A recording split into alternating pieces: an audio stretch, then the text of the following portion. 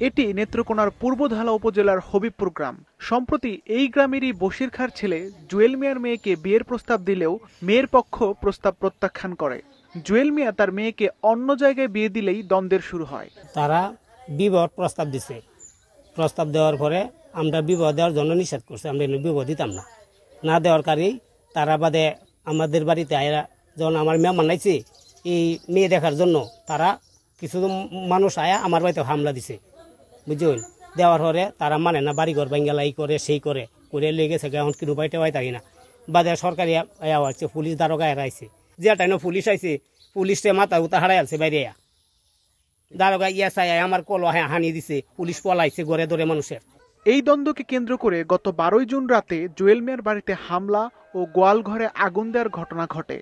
এ সময় পুলিশ সহ বেশ কয়েকজন আহত হয়। গত বৃহস্পতিবারে দিন দিয়া রাত্রে, শুক্রবারে রাত্রে হিগে আগুন জ্বালাইছে। আগুন জ্বালাই হাইয়া তার শ্বশুর ভাইতে সন্তাস আনছে আর পুলিশ আনছে। আনিয়া সন্তাস আমরা দোয়ানের সামনে দিয়ে গেছে, আমরা তো টের পাইছি না, আগুন লাগাইছে, জুয়েলে লাগাইছে। এই ঘটনায় পুলিশ ও জুয়েল মিয়া বাদী হয়ে 38 জনের নাম উল্লেখ করে অজ্ঞাত আরও 90 জনকে আসামি করা হয়। ঘটনার পর পুলিশ বিভিন্ন সময় হবিবপুর গ্রামে তল্লাশি চালালে আতঙ্কে পুরো গ্রাম পুরুষশূন্য হয়ে পড়ে। জড়িত যারা আছে তারার বিচার আচার করলে তারার করবো, কিন্তু আমরা সাধারণ মানুষে কেন হয়রানি? এই বাড়িঘর ধরে আসতে পারি না, একটা গাড়ি আসেন, গাড়ি টেনতে চুরি নিতেছেন গিয়া, বা এই গাড়ি আবার দিনে নিয়ে গেছে। এই যে দিনে আইসি, সন্ধ্যা হইলে এবার দূর এইদিকে এদিক তাই তুই করা লাগে, কই দিয়ে পুলিশ আয় দৌড়ে ফেলা।